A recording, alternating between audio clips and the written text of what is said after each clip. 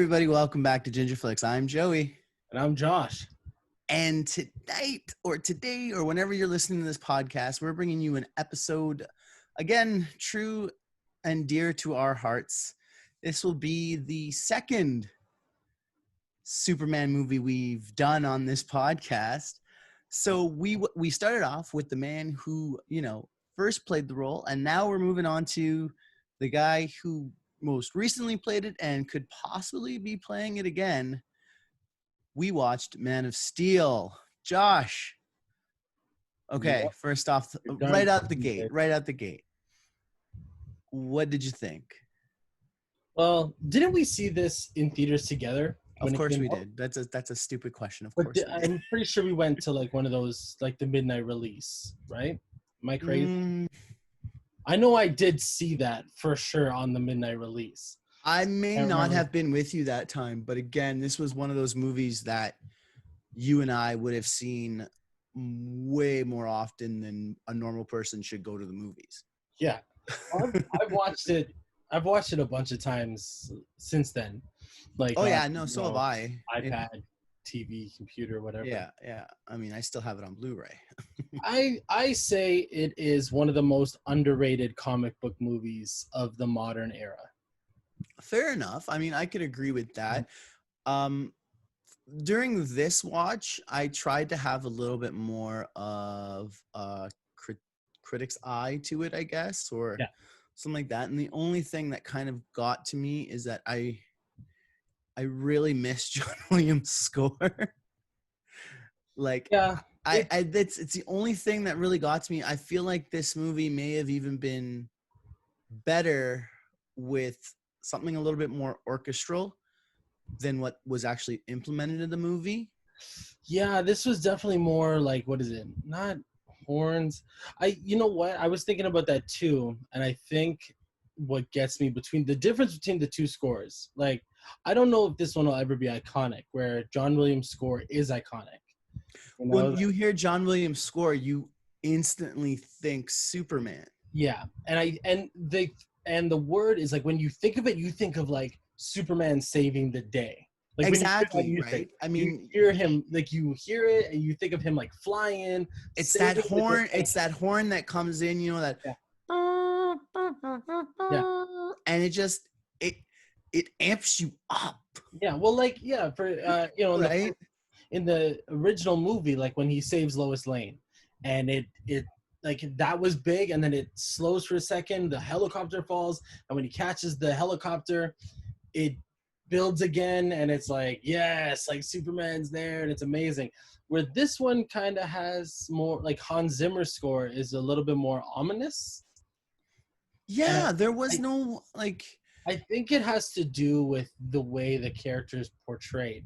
Like, Zack Snyder... I would argue that you change the score of this movie, you give it a different level, you give it arguably a little bit more of a hopeful feeling, right? I really think that whole idea of the movie having this ominous type of tone, it hurts it. Like, I would say that this score is more fitting to like Batman, or even if you used some of this music for like scenes where there's General Zod's introduction. Do you get what I'm saying? It fits more with Zod, as if it's more a Zod movie than it does with the rest of this movie. I mean, I feel like this movie has a lot of issues with tone, and it's a lot of tonal issues that it's the tone that don't reconcile each other. It's the tone and the color palette.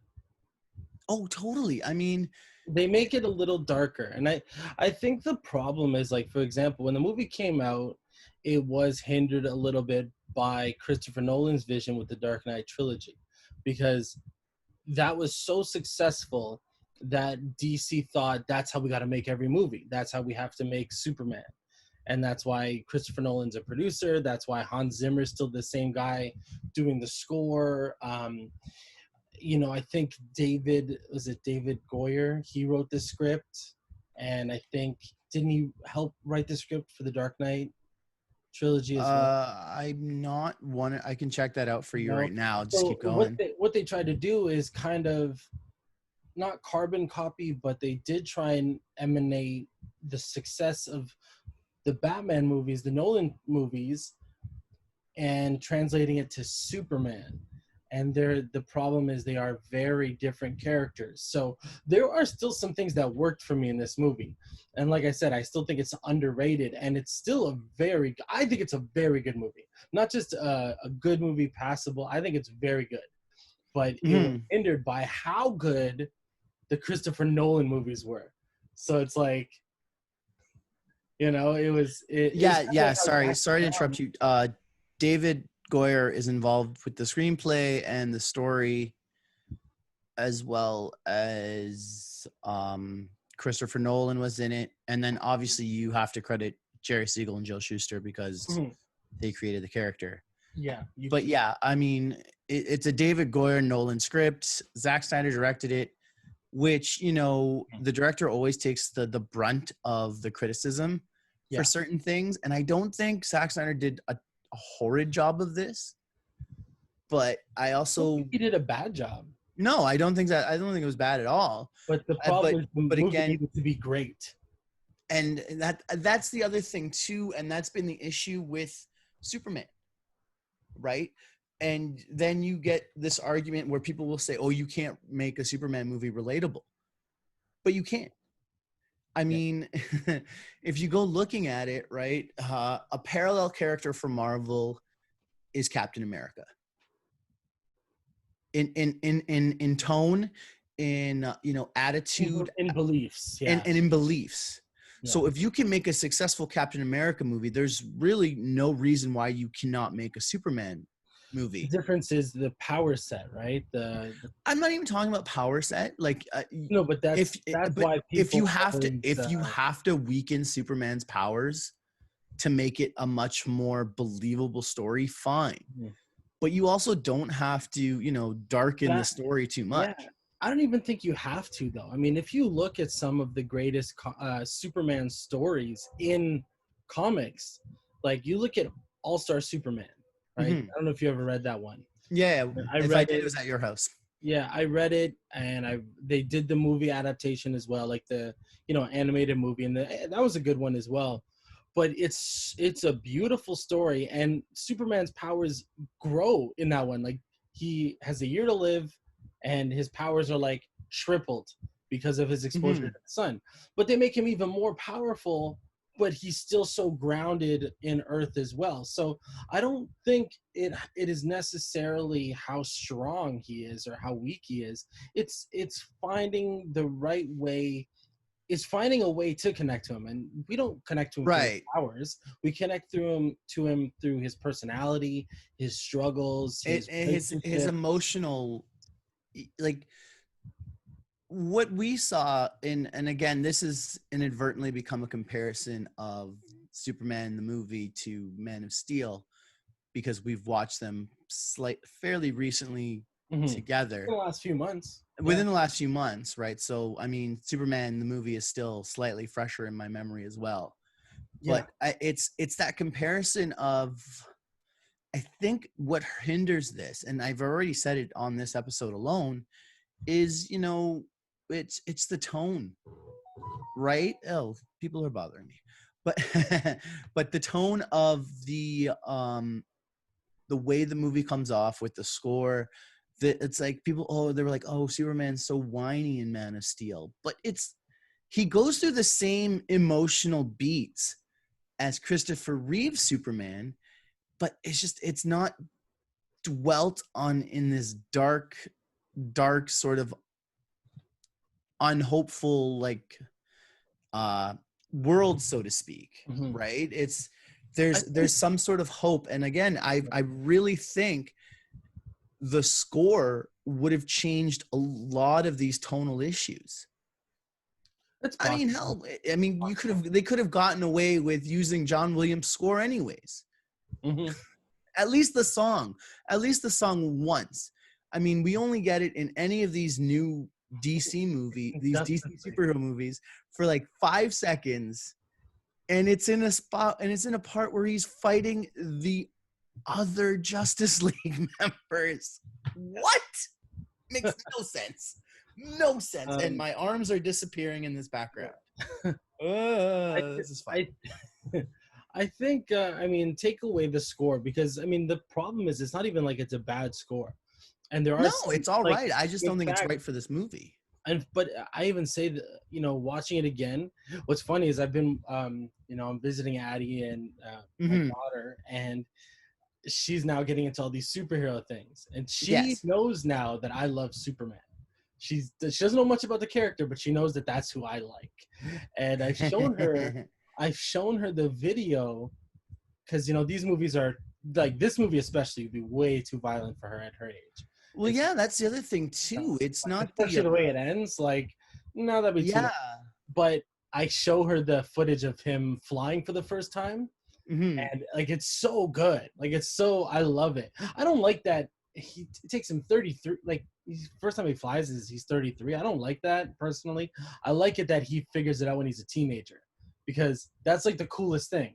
Like, if you're a 17, 18-year-old boy and you find out you can fly. But I mean, but the point is, I love how they do that scene, like, especially after he falls the first time, when he's standing there and the sun is shining on his face, he closes his eyes, boom, presses into the ground and takes off and flies like around the world. That is a beautiful shot. Like, I admit, like, again, there doesn't have to be a, you know, it's not the best movie. It's a very good movie, but that is a beautiful shot. Like, it's decent cinematography, but again, a lot of it too. Beautiful. Like, I love it. Like, it just like the majority of the credit for that obviously goes to the animators. Well, yeah, the animators, but again, I mean, a lot of the Snyder, but it's that storyboard artist, but this look, you know. But here's the thing, and this is why I have this weird relationship with Zack Snyder movies. I really do. Because I love the fact that he's such a fan of the material that he'll go out and try to literally take clips from the source material and use them as storyboards, so to speak, for his movies. Yeah. But then, not specifically this one, but in a lot of his other films, well, like Batman versus Superman. It's like he builds against one frame from a comic, but he ignores the rest of the comic, or it just, like, the story will fall to the wayside. He's great at visuals, I will say this, but it seems like translating the visuals into a good story sometimes don't work out as well as he envisioned. Yeah, right? and let's be honest, like, specifically with Justice League, you know, there have been a lot of, like, monkey wrenches and other all kinds of craziness that have been thrown in. Well, yeah, I mean, with the whole situation. With Justice League, though, it was so obvious that there was too many cooks in the kitchen. You know. Yeah. Oh yeah. You know, that was. I mean, obvious. and part of it was because, you know, I mean, this movie's numbers, Man of Steel's numbers, weren't the best, as well as as Batman vs Superman's weren't the best either. So Justice League was almost like they sort of went into panic mode and brought in extra cooks, and it didn't really pan out as well as they'd liked. Right? I mean, just looking, like, the budget was an estimated, like, you know, $225 million. Opening weekend alone, it made $116 million or something like that. I mean, this movie did well. Like, it did. It did all right. It did better. Like, this movie, for example, Man of Steel should have done Batman versus Superman numbers. Like, it should have been in the high 800 million, because it's still at that time, it was hard to crack that billion. Well, its gross was at, like, you know, 291 million U.S. gross. Yeah, domestic, and then Yeah, domestic gross, and then worldwide is like 668 yeah, which is million. Like decent numbers, they're but it decent, yeah. but it's they could have been better. Like because I think BVS Batman versus Superman made like 850 million. Let's say something like, it was something like that. That Right. should have been Man of Steel numbers, if not a billion, and BVS should have been billion plus. Like that's what Warner Brothers was hoping for with these two movies. Because I mean, Man of Steel, like it did better than like Iron Man. Iron Man made less than that, and Yeah. it's just because it's Superman. People expected it to do better, and because of how well The Dark Knight and The Dark Knight Rises did in terms of box office. Like those movies made over $1 billion each. So But I find like the major issue is that with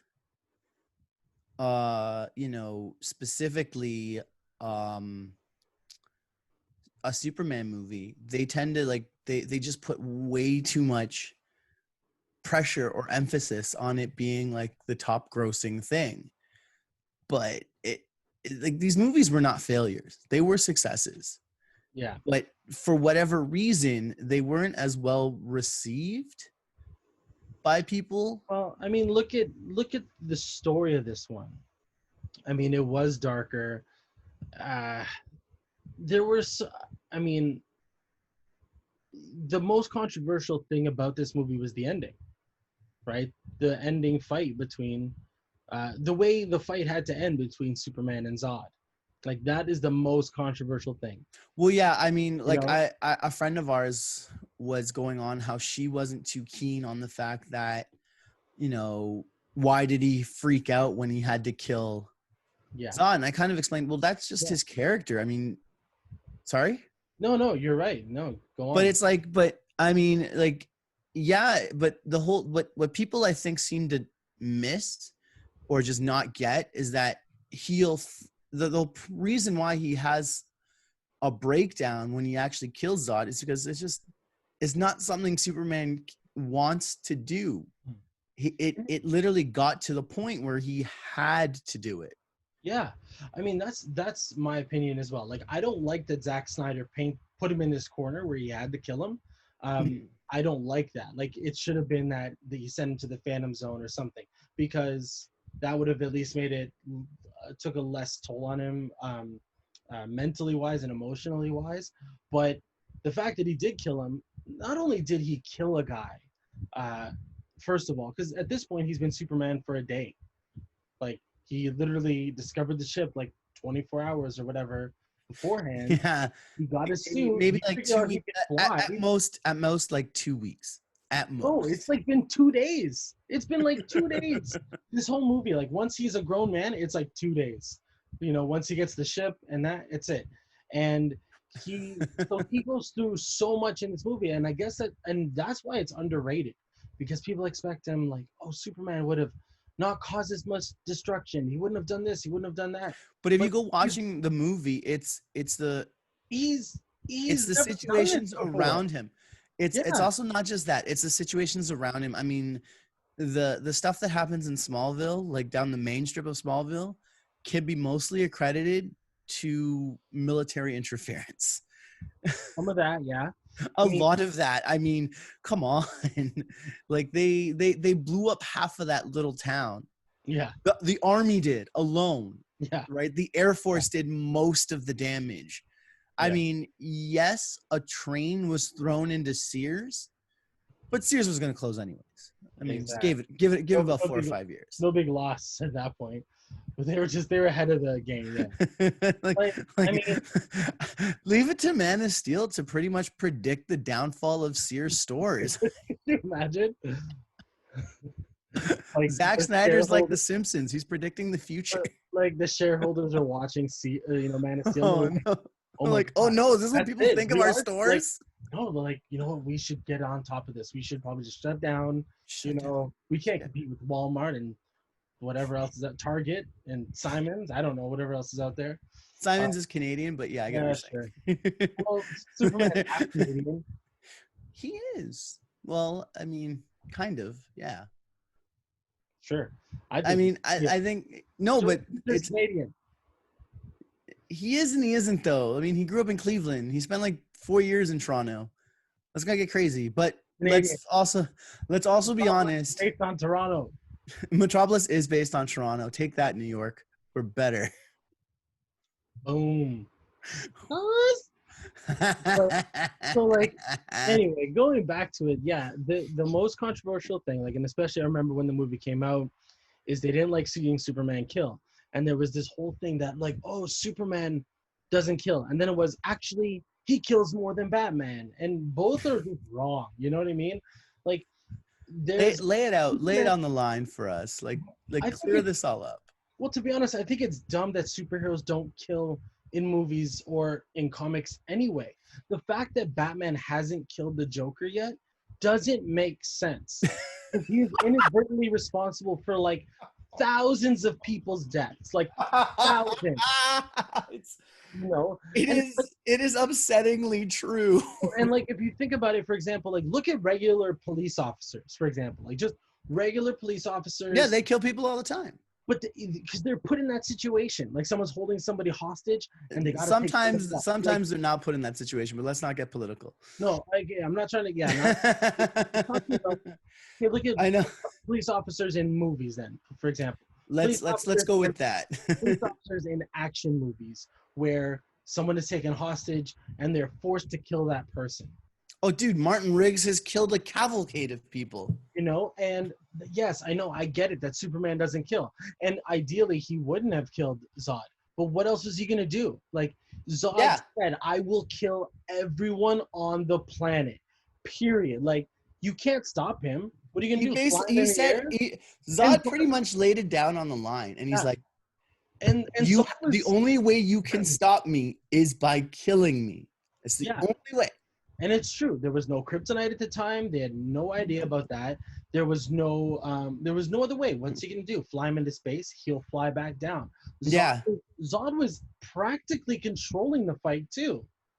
Oh yeah, but again, Zod. If you go looking at it though, Clark/Superman is not a fighter in any way. He just knows he has this amazing strength.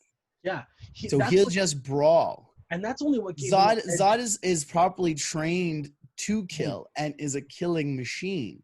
He's been bred to do that. Exactly. He said that right at the beginning. So it makes sense that he would be completely controlling the fight, completely leading where everything goes. Mm-hmm. And if not for a lucky happenstance where he actually is able to just pin Zod down, he would have lost. Yeah. Realistically, he should have lost that fight. Well, the thing is, what gave Superman the edge throughout the movie, once the Kryptonians came to Earth, is that for the most part, he was a little more powerful than them. Yeah. They were all better fighters, but they didn't have their full powers yet, right? Feora and the other big dude. Let's just call him Non. Non, sure, yeah. Exactly. Let's just call him Non. Throwback. Throwback and throw it to Jack O'Halloran. Yes. But like, they were fighters, right? And even when she wasn't as strong as him, because they couldn't even fly at that point, they could only jump. Right. He was faster than him. Like, he was coming at her and she was dodging like it was nobody's business. And, you know, he finally was able to get the upper hand with heat vision and kind of sneak attacks or whatever. And then when he's fighting Zod, he also still had a bit of an upper hand until Zod got rid of his armor. And then they were pretty much on an even level, and Zod was a fighter. Period. Yeah. Oh, yeah.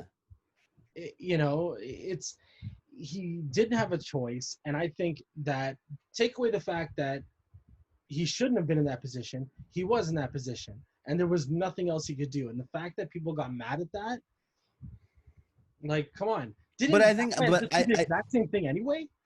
Sorry. Batman did that in arguably one of the best movies of the century, in The Dark Knight. He did the same thing to Two-Face. Oh, what? Just let him get fucking blowed up? No. At the end of the movie, Two-Face had a gun at Commissioner Gordon's family. Oh yeah, that scene. I forgot about that. Had to kill him. Like, yeah, but that was it. But nobody cared that Batman did it, and nobody cared. But this is the double-edged sword for Superman. Superman cannot be that. Superman cannot be that. We hold this character as fans, as anybody who loves Superman, or even just your average Superman fan. He cannot be someone that kills. He cannot be a killer. We'll forgive it from Batman because of what he's come from. But again, people also won't, because he's Batman. They just overlook it. But they forgave it. They completely forgot that fucking Batman does it. Yeah, and then Batman did it anyway in Batman versus Superman. He was killing those guys in the warehouse like it was no big deal. He threw a giant box at a dude's face. He's like, it's a Tuesday. I'm gonna kill a dude. Who cares? You know, right? It's like, man. I mean, Batfleck. I can do what I want. But I admit, I'm in that boat. Those guys shouldn't be killing. Like, in my opinion. No, I. And they both have that moral. They don't, right? They've been put in that same situation countless times. But literally, the whole storyline, and which is why it's fucking funny, in that you mention it, that it happens in Dark Knight, because the whole idea is this, I guess, this fight between good and evil, literally where the Joker says, this is what it's like when an unstoppable force meets an immovable object. Mm-hmm. You won't kill me because of some rule you have. Mm-hmm. But then he lets Harvey die or kills Harvey. Yeah. He was literally right after that sentence, and everybody forgets about that, including myself. Yeah. No, right? I honestly, I had just seen it or read it or whatever, because, we're watching this movie, and, what's cool about doing this podcast is that we're starting to look at movies in a little bit different light. We're not looking at it normally we watch it just to enjoy it, but now we're like, okay, let's look for certain. Let's look for something. I mean, I didn't realize the tonal issues via the score until I watched it this time around. Yeah. Right. And it makes sense. It's like, okay, this is, for me anyways, this is what missed this mark. This made this movie miss some mark. Yeah. And I think like the color palette and the tone would have been, it hurts it. Another thing I wanted to ask you, Jonathan Kent's death, which one do you think was more of a bigger deal, in the original, where it's literally just natural causes and it's a heart attack, or the fact that it was a tornado and in reality Superman could have saved him? Like, do you mean like Clark deal, but a bigger deal to like us, the audience, or to Clark? Both. Like an emotional, like, bigger deal, because if you go looking at it in Man of Steel, yeah, he's kind of helpless, but it's because of a fear. Mm-hmm. Do you get what I'm saying? Yeah. In Superman, the movie, that's not the case at all. He is fully helpless. Like, he can't do anything. Yeah. Because he dies. Like, I always found Jonathan Kent's death in Superman the movie to hold much more gravitas because of that. Because and Clark even says it, I had all those powers, all this strength, and I couldn't do a thing. Mm-hmm. All these things I could do, and I couldn't even save him. Exactly. And that, and I'd argue that holds more weight and more gravitas than how he dies in Man of Steel. Yeah, I feel, you know what, I gotta agree with you for the most part, because when you watch, I mean, we talked about it. It's heartbreaking when Jonathan Kent dies in the original Superman movie. It's heartbreaking because Clark couldn't do anything about it, even if he wanted to. Where this one, he could have, if he wanted to. In fact, Jonathan could have already been out of there, period. Jonathan was the one telling him, no, you go over there, go be with your mom. But he could have, like, it could have been avoided. That's the thing with this one, is that... Yeah, oh, totally. I mean... Could have been avoided. He could have, heck, you've seen countless comics where Superman or the Flash or somebody dissipates, is that the word? Dissipates a tornado. They run counterclockwise or counter to its rotation, and it's gone, right? And he probably could have done that, and nobody would have really seen it. When you have those kind of tornadoes, you can't see what's going on. Things Yeah. are flying around the air. So I mean, I think that's my point, is that this death is preventable. it could have been avoided Yeah. earlier, though. The thing is, Clark just didn't really use his powers then, right? So that's another thing. And that's a fair point. I mean, they tried to make it, but this is another thing. They tried to make this movie realistic. Yeah. In a sense. I mean, but like I always liked the fact that in the first movie, you know, the first Superman, and there's only 2 scenes with Jonathan Kent. Mm-hmm. And honestly, kudos to Kevin Costner. He plays a great Jonathan Kent. He does an amazing job in this movie, and I really liked his portrayal. Yeah. But what gets me is that he does have this fear, right? Where the original Jonathan Kent, he doesn't really have it. He's more like, it's much more, again, the same issues. It's much more hopeful. It's more like, I know you're here for a reason, mm-hmm. whatever that may be, mm-hmm. but just, you have to decide these things. Yeah. Right? I mean, at that point, right, Clark could have made the decision right then and there to be a hero. Right? He could have made that decision right away, and we're off and running. But the thing is, he doesn't be a hero. It's not that. The thing is, again, although we don't necessarily agree with what Zack Snyder did in this movie in terms mm-hmm. of his characteristics, he at least still followed a certain path, because you saw Clark was a kid. He freaked out in school. He saved the kids on the bus, and his dad was afraid, not angry. He was afraid that Clark would be taken away from him. That was his fear. And he's like, when in his mind, when Clark was a grown-up, that's when he could decide. But he didn't want to see something happen to his son. And so same thing. In that scene when Jonathan Kent dies, I'm assuming Clark is supposed to be a teenager. He's not supposed to be a grown man yet. I'm guessing 17, 18. Again, I don't know. Maybe like 20 or like early 20s, late teens. I think he's supposed to be late teens. Yeah.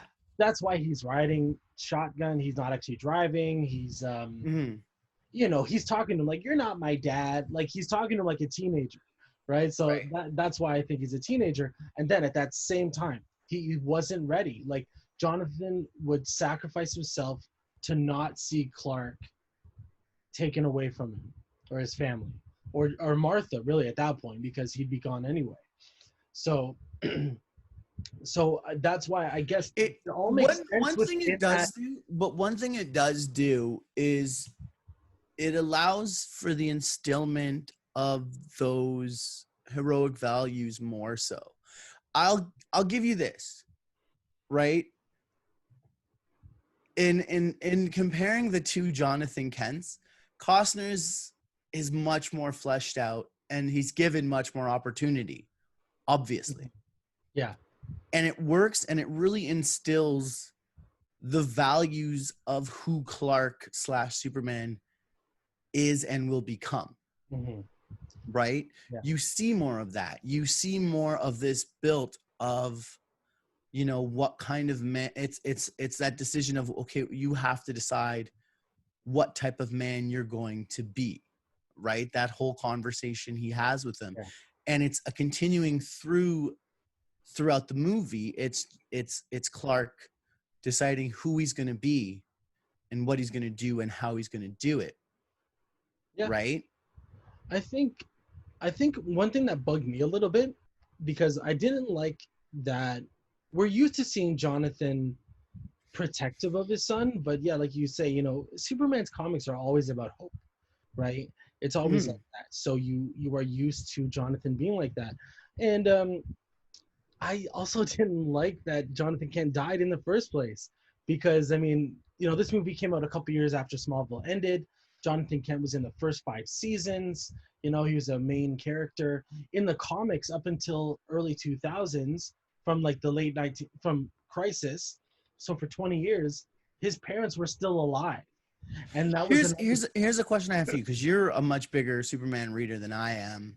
Mhm. So for the longest time, was the only other version of Jonathan Kent that dies in the other movie?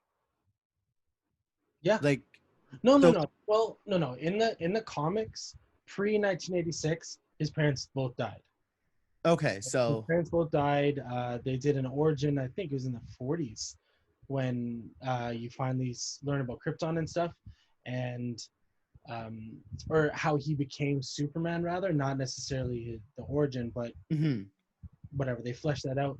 And yeah, his parents always died. It was 86 when they reinvented all of DC that they made Superman at that time the last son of Krypton. There were no other Kryptonians left, and it was Jonathan and Martha were still alive, and they translated that to Lois and Clark, that show, because his Yeah, parents I remember them both being right. alive in um, Lois and Clark. and that's, I loved that. And then again, because he already lost his biological parents, and it was kind of cool to have those his the parents Adoptive parents. adoptive parents, but the parent, like his mom and pa, it was cool to have them, because that also still added a little bit of fear for Superman if someone ever found out his identity. You know, he still had, like, no matter what, even if he wasn't with somebody, he still had parents he had to protect. Where when you have these heroes that everybody's dead, it's like they're not necessarily, there's no one grounding them, because Yeah, yeah, I get and you. I love that. And I think they killed off Jonathan in like 2006 or 9. I can't remember. I can't remember when they actually did that, but But anyways, yeah. so yeah, I think, but in the old movies, his dad died in the first one, and they mentioned that his mom was still alive. We don't see her again. No, you never see her No, again in the no, you movies. did. No, you did. You saw her in Superman Returns. Oh yeah, that's right. He comes back and was played by Right. the woman who played Lois Lane Yeah, in the old show. yeah, that's true. And yeah, like I didn't mind that, and I think they tried to keep that at the time with the comics, because in the comics at the time his mom was still alive. But then they kept that going, with Smallville, and then they did it, because they killed off Jonathan in season 5, and he still wasn't Superman yet. He still had like 5 more seasons to go. Mm-hmm. But then then they did it with this. And I don't know. I love it when his parents are still alive, because there's something about Ma and Pa Kent that is so, like, they're supposed to be like, You get another you get another dynamic, and they do play comic relief in some respect, because then you can relate to that. Like, they're the ones. It's like no one can bring you down like your parents. oh yeah, that's it. And you Even a see, God, his mom but again, can bring him down. But again, that's what you keep. If you keep both parents in the movie, it makes him a little bit more relatable, right? But it does. But also, Yeah. losing a parent, though. Exactly. Oh yeah, totally. I want to move on to, because how can we do a show called Ginger Flix without talking about our ginger queen, one of our ginger queens, Amy Adams as Lois Lane. How excited were you to hear that Lois Lane was going to be a ginger? I was like, how happy. It was like a win for us. Kind of, yeah. Like, kind of. I mean, It's, you know what, Amy Adams. It's funny because I rewatched The Office recently. Like, well, I watch The Office all the time. Pam Beasley. But she's in The Hot Girl, and she's in what is it, The Fire and Booze Cruise. And Yeah. Like, and at the time, that's, I think, when she got her first Oscar nomination. I think so. I can't remember. And I forget what it was for, but and then and before this, she had done The Fighter, which is one of my favorite, like, David O. Russell movies, and because Christian Bale just destroys it in that movie. Oh, dude, name a movie that he doesn't. It's true, but I mean, I recently watched Ford versus Ferrari. I'm like, oh my God, this guy is amazing. He's so good. He can do anything. He's so good. Ford versus Ferrari was in my top 5 of last year for sure. It was a great movie. But anyways, moving on. So yeah, we get Amy Adams in this. I was like, yes, like we're getting a solid, like Academy Award nominated, like gorgeous, versatile actor. You know, I'm down. I'm down. I mean, the cast was great. First of all. Oh yeah, no, totally. I mean, Lawrence Fishburne kind of caught me off guard. In what Perry sense? White. No, but playing Perry White, I was like, really, like Lawrence Fishburne, you know, because Perry White is not as obnoxious as like a J. Jonah Jameson. No, he's not. But he is the same type of figure. He's an old white man who takes no guff. Yeah, mostly. But I mean, there's nothing wrong with an older black man who takes no guff. No, but it's like Lawrence Fishburne nails this out of the park. I mean, the only other, right? I mean, like the only other version that I can remember is Langella's, because I have trouble remembering the one from, you know, the Superman original movies, or even Lois and Clark, for example. But the one from the original movies was just so comical because it was almost like Perry White in the original movies was almost like comic relief, because there'd be funny little. He was like the JJ.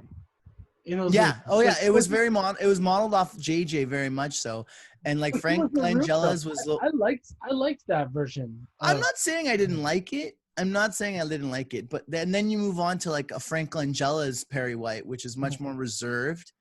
Yeah. And I found that Lawrence Fishburne was a nice change, not just because of, you know, the fact that he's a black actor, but the fact that, you know, he did a good mix of reserved and a no gruff taking type of character. He was right down the middle of the two. Oh, he did a good job of like, and it works so well. Yeah. Right. He didn't have to be over the top, like aggressive to get his point across with Lois. I mean, the whole relationship, Perry and Lois have a great relationship, both in the comics and, you know, in other media. But he's supposed to, like, she's supposed to be that employee that tests her boss. Her boss says no, and she still does it anyway, or finds a way around it. And he will get pissed off, but he'll let it slide because she gets results. You know, that gets brought up in this movie anyways, right? Yeah, and they did it well. Like, they didn't make him lose his mind when she went behind his back. He was straightforward, and there was that level of respect between the two of them. I do like that line. He's like, well, you know, the higher ups are saying that I should sue you for this, so I'm gonna let them call you and you deal with it, basically. Yeah. So he was like, you're in shit, so figure it out now. Yeah. I don't like the fact that we didn't have a Jimmy Olsen. I also don't like the fact that we didn't see Clark work at the Daily Planet. I really don't get that till the very end of the movie. I mean, I really wish we had gotten a part of that, because the Daily Planet is such a huge part of the Superman lore. Right. What makes Superman, we always talk about this, but what makes him relatable are the characters he's related with. You know, and the people that are around him. The people that are around him. And you have his main people being Perry, Lois, and Jimmy for years. And I really wish we got to see that. And we still have yet to see Jimmy like we did in Batman vs. Superman. But no, we need that. Golly, Mr. Kent, or we don't need that specifically. Well, we don't need that specifically. Yeah. Translate him to now. He is like, Jimmy is that, you know, eager photographer that's that wants to be in on the action, that follows Lois Lane, that follows Clark, that, you know, he's supposed to have his own adventures. That's why he had his own comic for years called Superman's Pal, Jimmy Olsen, you know. And that's another ginger, by the way. It is, but they won't make him a ginger in this. They gave us Lois.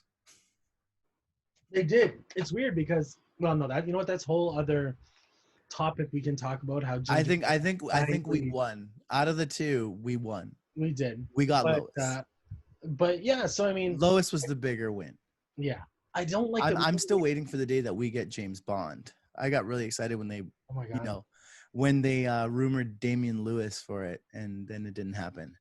Nah, So I'm kind of glad that find another Ron Weasley, Rupert Grint for James Bond. Hey man, who knows? The guy could get bulked up and be like Dude. in like 5 years, do it.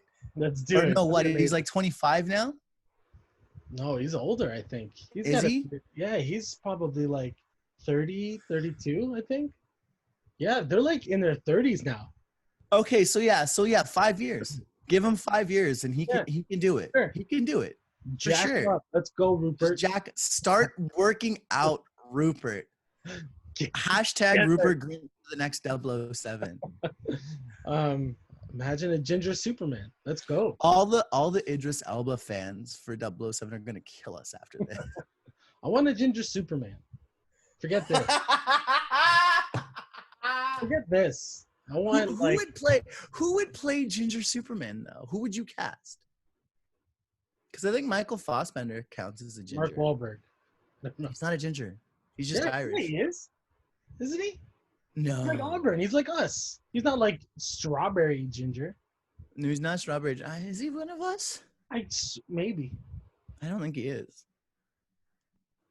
Jonah Hill. I don't know. No, he's just Jewish. I don't think he's a ginger. Actually, and he kind of did though, eh? He played. Did you ever see Megamind? I did. He played the new. They tried to make him the new superhero of Metro City. Yeah, he did that. Come on, I knew it. That's right. That'll be sick. There you go. Jonah Hill's the new Kryptonian villain. What? Boom.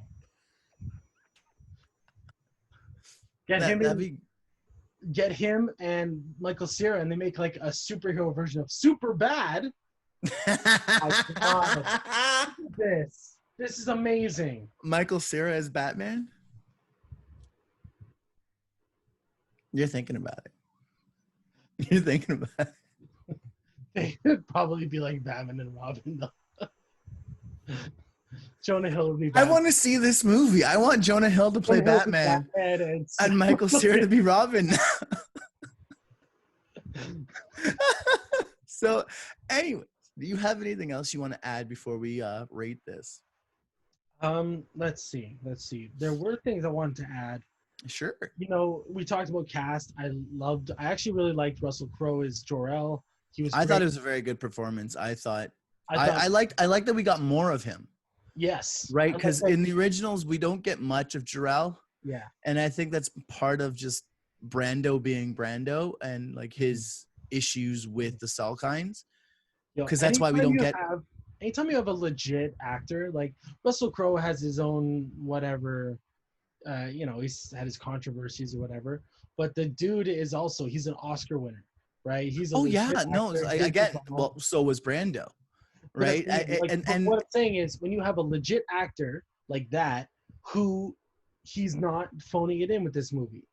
He's not a huge part, but he is integral on making the hero, which was the opposite of Brando.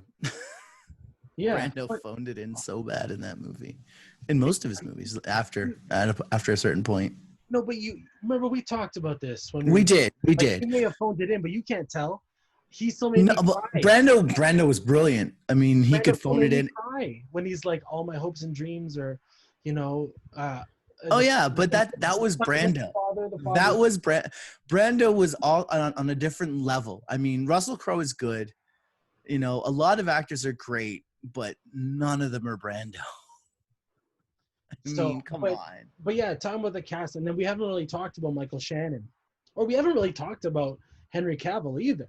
You know, you and I both like Henry Cavill as Superman. I think he's a great Superman. I really like what he's brought to the role. I want him to have more of a chance to be the real Superman. They haven't given him enough. I mean, the last time we saw anything remotely like Superman was in the last 5 minutes of Justice League. Mm-hmm. And not even. Actually, right?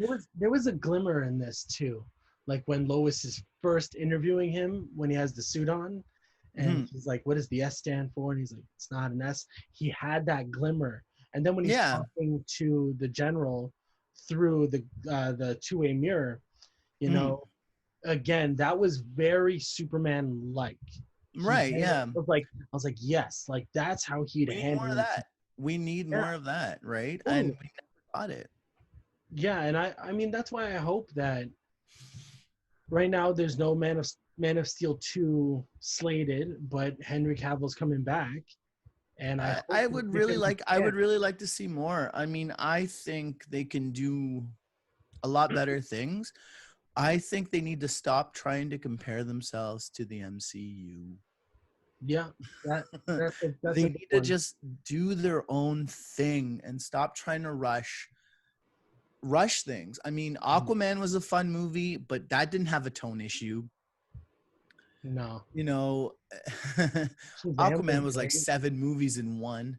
Shazam was another good movie, and they kept it to a much more fun, lighthearted tone, which is what Superman kind of should be. Yeah, They're getting the idea Superman. now, and I can't wait to see what Wonder Woman Mhm. 1984 has in store for us. Yeah, me too. Like, because I can't wait for the new still, Suicide Squad.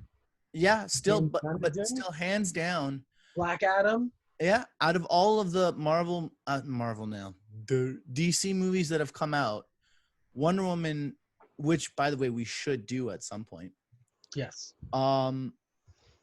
is hands down for me the best one. Hmm. Like, this starts it though. This starts the launch I of the DC movie universe. Yeah, I think Wonder Woman is a great movie, but I mean, not to go into a whole review, but I think it loses me in the third act. It's It still That's like, it. this And is with still this a great one, movie too, but I I like mean, I liked Man of Steel a little more than Wonder Woman. I liked Wonder Woman because there was a little bit more it was a little more playful. Yeah, oh for sure. And That's what I liked about it. she was unexpectedly so good in that movie. You know, Gal Gadot has never been this big actress, Until this movie. and and then she's fine in BVS, but then when she had her own movie, I was like, yeah, yeah, yeah, she's great. I want to see more of her. She needs to be Wonder Woman for like another 10 years. Yeah. For sure. I agree with that completely. And then but yeah, so anyway, we're going off on a tangent here. We're going on a fun tangent though. But I think we need to do Wonder Woman. I like Henry Cavill though as Superman, and I really liked. I thought, I thought Michael Shannon was a great Zod, because again, he wasn't he was sort of the tyrannical, like, I'm gonna kill everybody, which I don't like. Like, I still don't understand. Like, in the movie, when he says, "You want all the Kryptonians to suffer as you have," I'm like, what are you talking about, dude? You would all have superpowers. Like, what? Why do you? Who would turn that down? Again, the thing with General Zod in this movie, he is so singularly I can't speak. Singularly focused. He has this one focus. Yeah. And it's just bringing back what Krypton was. Yeah. And Zod has been like that in the comics too. In every version that we've ever seen him in, except for maybe the original movies. I don't remember. I don't remember really caring about Krypton in general. I think he was much more of a he wanted to rule. Yeah, he was maniacal, and yeah, he was more of a megalomaniac in the original movies. But as time progressed, now you'll know better than I will. Is Zod an original comics character or from the movies? Comics? Okay. Now throughout, I didn't know that either, because you and I both were introduced to him in the movies first. Exactly, right. Our first. But what I'm trying to say is, would you know if they had him be more of a megalomaniac in the comics originally, and then I guess I would assume so, because it seemed like there was an era where every villain in any comic book, cartoon, superhero thing or whatever, even spy movies, hey, another interruption. We're just It was all about taking over the world. yeah, it was about being a megalomaniac, being about taking over the world. You know, it's all about gaining all this power and control.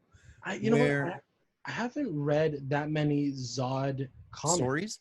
Actually, Enough. I can't think of any offhand.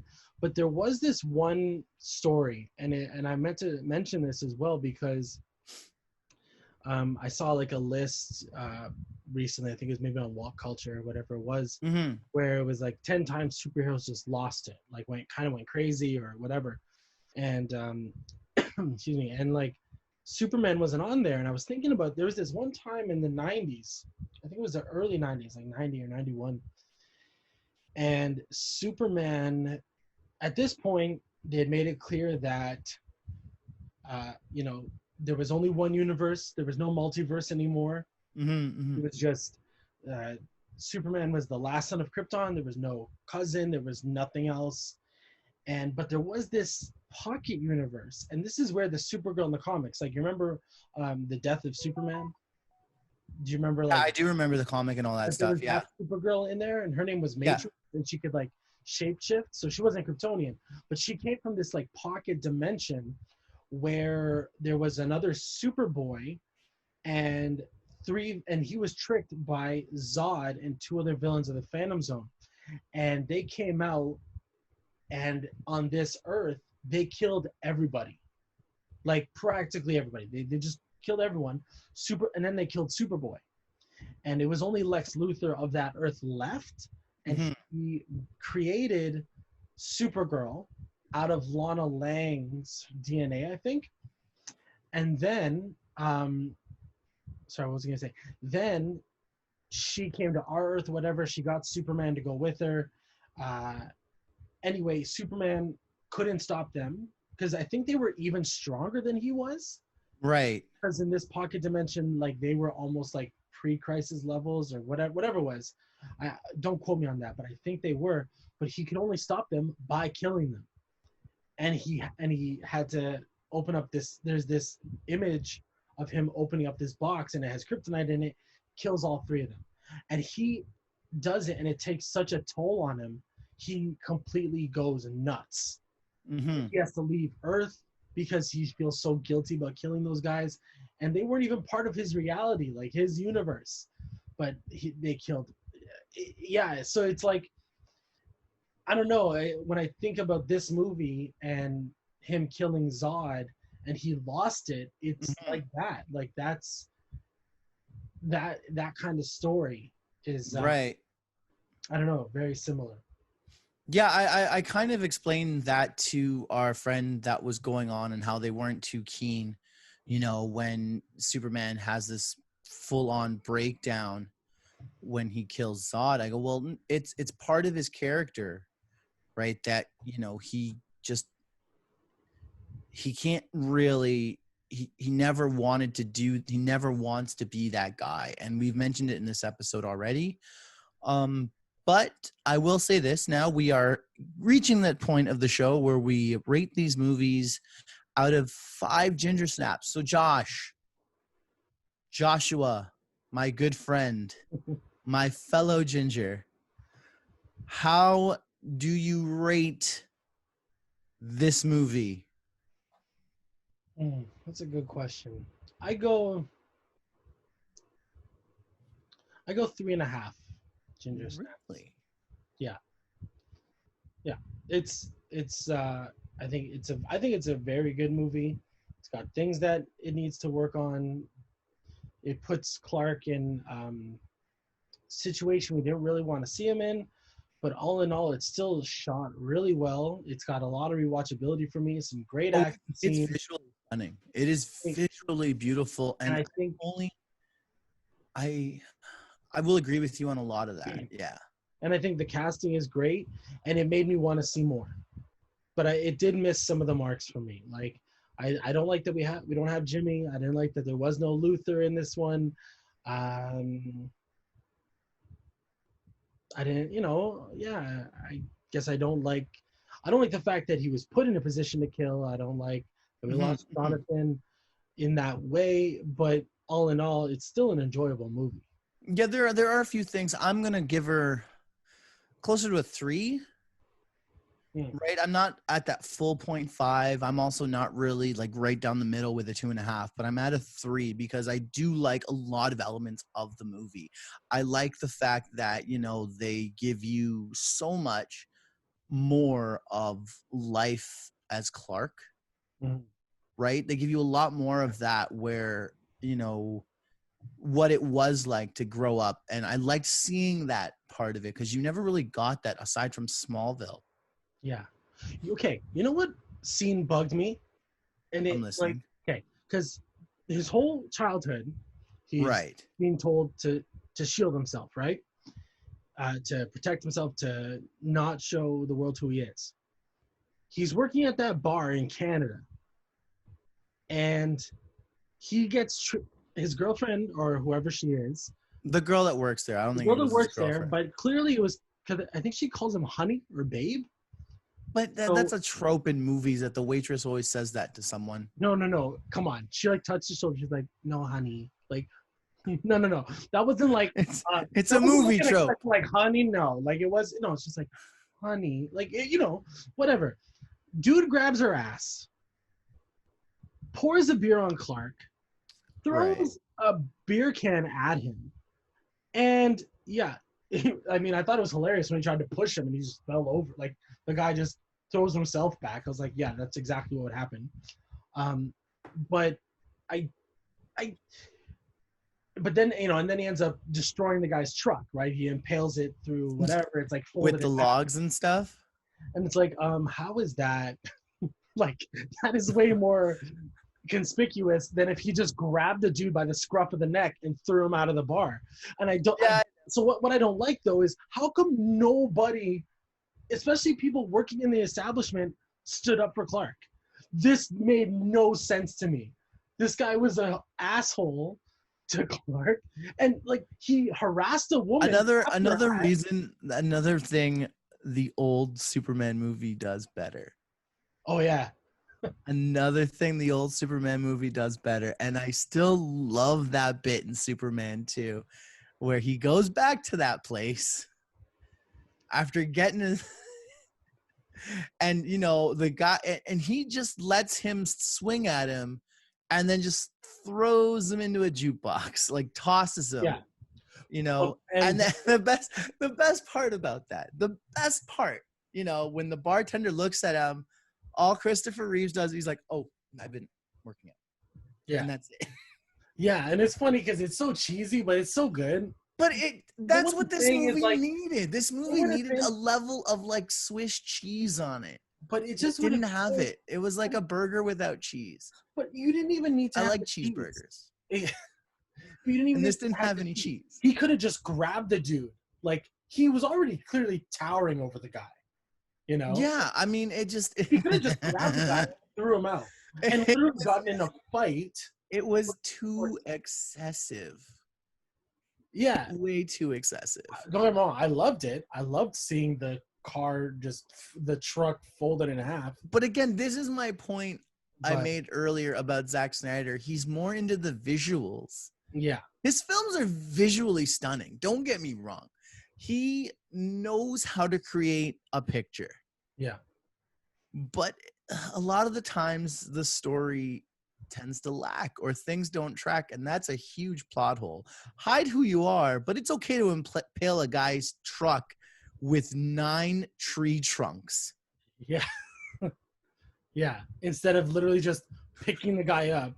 Because he also, what I love about like that one story about Henry Cavill, like, he worked out so hard for so long. It's like 6 months. It was all natural, man. He's all natural, bro. Just for that one scene, though, too, where he's running out of the water.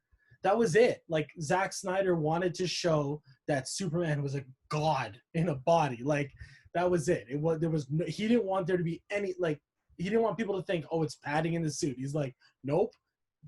Like, Henry Cavill is so jacked in this movie. Monster. And then he did that for so long, and then I heard Zack Snyder. For our listeners who love a shirtless Henry Cavill, I recommend watching The Witcher. Oh yeah, that too. Yeah, Mhm. good movie, good show. Great show. But A lot of shirtless people. yeah, A lot of shirtless people. It's a but top shelf in my But did regard. you hear though what Zack Snyder did for like Henry after that? Because he worked No. so hard for that like 30 seconds, whatever it was, and then afterwards he gave him like a tub of ice cream and a pizza. It was just like, go, like yeah. That's what my fat ass is gonna eat later. But he did it. He's like, wow, you worked hard. Boom, here's your carbs. Like, go to town, Oh or man. here's your whatever. But here's the thing. Henry Cavill has now kept it up. Of course, He's like he feels it. He loves it. I mean, I want to see more Henry Cavill, to What's be so honest. great about Henry Cavill is he respects the fans. There's that. And you know, one of the coolest things is there was a point where he had just gotten Superman and he was in the running to be 007, Mm-hmm. right? Because he got Superman well before. Well, no, he was auditioning for Oh, both at the time he because lost they were the still vote. casting this. They were still casting this back in when was the first Bond? The first Craig Bond, was it 06? Yeah. Yeah, so they were casting for this in 06 for Man of Steel. That's how long they took them to finally get a Superman movie going. No. At the time, because Cavill lost first to Brandon Routh. He was up for Superman then, but they went with Brandon Routh for Superman Returns. And what year did that come out again? 2006. Okay, so that's what it Yeah. was then. He lost was both. up for both. He was up for Superman and Bond at that time, and he lost to both, only to end up being Superman again. But there could have been a period or an era, or there is a universe where Henry Cavill is both Superman and James Bond. Yeah. My two favorite literary characters. Yeah. I want to be in that universe, Josh. I want to see that. I want to be there. I want to see where he's James Bond, Superman, the Terminator, and Luke Skywalker. If he can play all of those at one time, in one movie. In one movie. In he one can do movie. it all. Just don't get me wrong, I love you, Mark Hamill, but it would be kind of fun. Like, now you do a prequel from the, or an in-betweenal. Would you really cast Henry Cavill in that role? As Luke Skywalker? I just want to see it. That's all. Okay. I just want to see it. Because, no, I'm sorry. I think he'd make a better Han Solo. I like Luke Skywalker better, and I want to see Luke Skywalker. He's already played someone with the last name Solo. I mean, let him do it. I think he can. He's Napoleon Solo in Man from U.N.C.L.E., which, by the way, another great spy movie, and I wish they made a sequel with that. Anyways, we're going on all kinds of tangents. Again, thank you for listening. We've come to the point where we end off this show. For Ginger Flix, I'm Joey. And I'm Josh. And Josh, before we go, where do they find our stuff? Well, our home addresses are no. You can find us Instagram at GingerFlixPod. 123 Street. 123 Street Drive. 123 House Street. Apartment B. No, you can find us on Instagram at GingerFlixPod. You can find us on Twitter at FlixPod and YouTube at GingerFlix as well. And remember that Flix is always spelled with that X. All right, guys. Again, thank you for listening. And look up in the air. It's a bird. It's a plane. No, it's Superman. Gingerflix? Gingerflix. It's Gingerflix, baby. All right. Yeah. Shazam! Shazam! Oh, boy.